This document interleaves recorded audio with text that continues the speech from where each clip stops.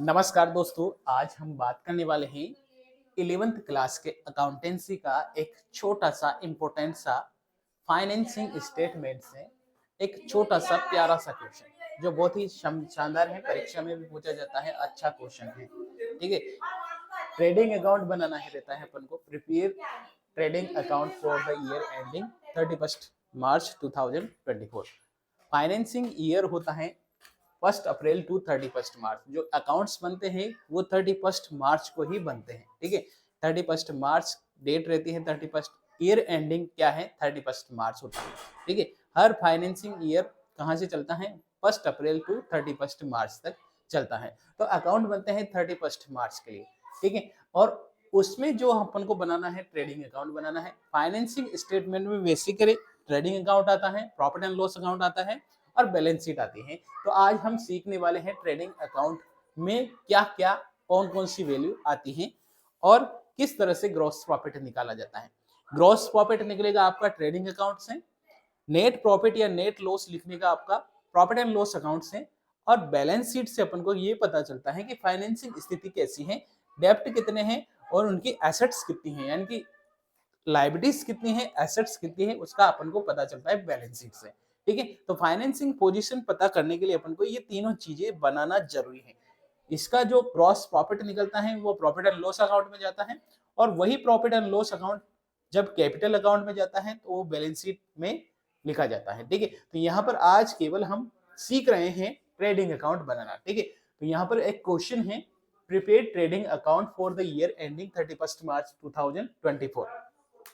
यहाँ पर कुछ वैल्यू अपन को दे रखी है।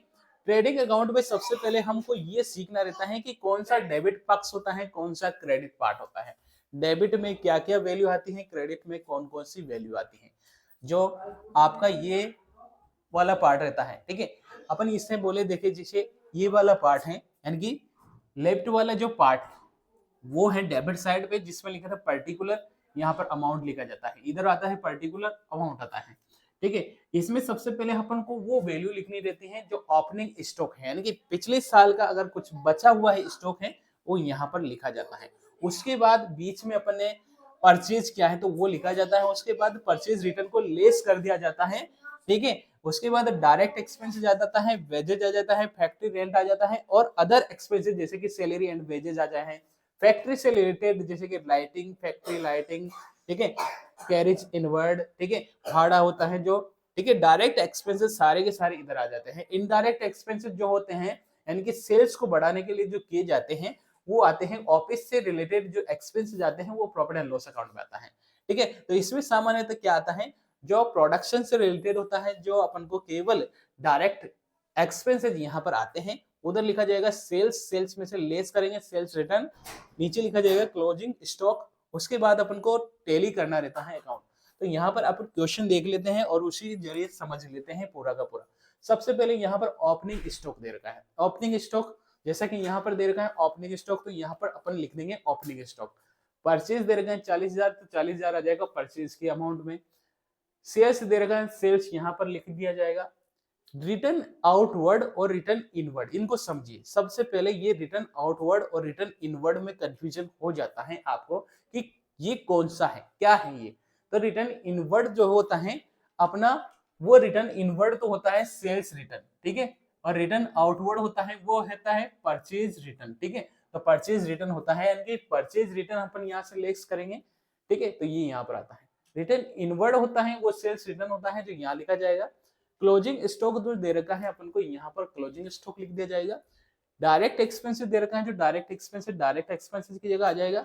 वेजेस दे रखा है, वेजेस वेजेज की जगह आ जाएगा। फैक्ट्री रेंट से रिलेटेड, फैक्ट्री से जो भी संबंधित एक्सपेंसेस है वो यहाँ पर लिख दिया जाएगा। उसके बाद अगर कोई भी अदर एक्सपेंसेस जो डायरेक्ट एक्सपेंसेस है वो भी यहाँ पर आ जाता है। ठीक है, उसके बाद अपन को ग्रोस प्रॉफिट निकालना रहता है, ग्रोस लॉस निकालना रहता है। तो कैसे निकलता है, इधर का सारा टोटल कर देंगे। उसके बाद जो भी अपने पास यहाँ पर आइटम जो भी लिखा है हमने, उसकी वैल्यू को माइनस करेंगे तो अपना ग्रोस प्रॉफिट आ जाता है। अगर मान लीजिए यहाँ पर इस कॉलम का वैल्यू जो टोटल है वो ज्यादा है और इधर के टोटल कम है, तो यहाँ पर आ जाएगा बाय ग्रोस लॉस, यानी कि लॉस हो गया है, अपन को यहाँ पर लिख दिया जाएगा। ठीक है, तो इस प्रकार से निकालते हैं। तो देखिए सबसे पहले अपन लिखेंगे ओपनिंग स्टॉक, यानी कि ओपनिंग स्टॉक अपने पास है 10,000 का, ठीक है 10,000 का है। परचेज है तो परचेज के कॉलम में लिख देंगे परचेज 40,000 का।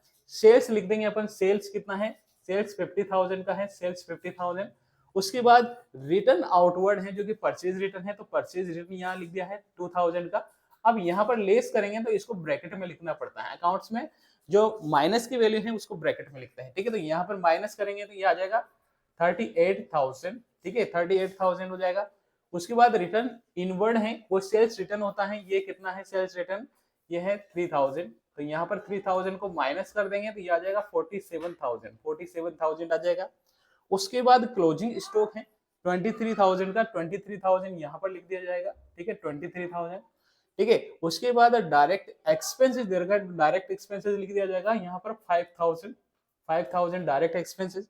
उसके बाद वेजेस दे रखा है तो वेजेस यहाँ पर लिख दिया जाएगा डेबिट कॉलम में 2। अब इस साइड पे 2 साइड का प्रयोग किया जाता है, इधर बाई साइड लिखते हैं, ठीक है। तो ये 2 साइड पे लिखेंगे। वेजेस कितना है अपने पास 4,000, यहाँ 4,000 लिख दिए जाएंगे। फैक्ट्री रेंट कितना है, फैक्ट्री रेंट यहाँ पर आ जाएगा 6,000, ठीक है। अब उसके बाद अपन को क्या करना रहता है, इधर का टोटल देखिए और इधर का टोटल देखिए, ज्यादा किधर का है, ठीक है। तो ज्यादा देखिए यहाँ पर ये हो जाएगा लगभग 70,000, ठीक है 70,000 हो जाएगा ये। और इसको देखें तो इधर कितना हो जाएगा 10, 48, 58, 63 इधर का टोटल हो रहा है।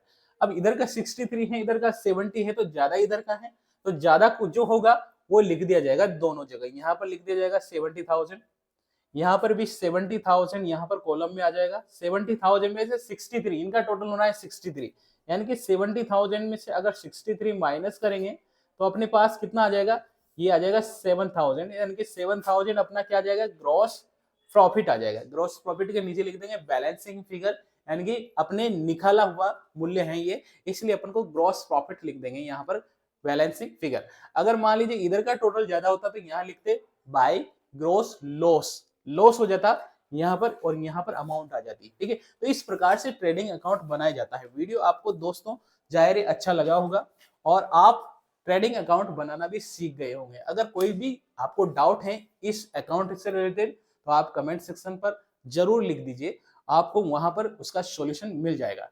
थैंक यू, धन्यवाद, जय हिंद, जय भारत।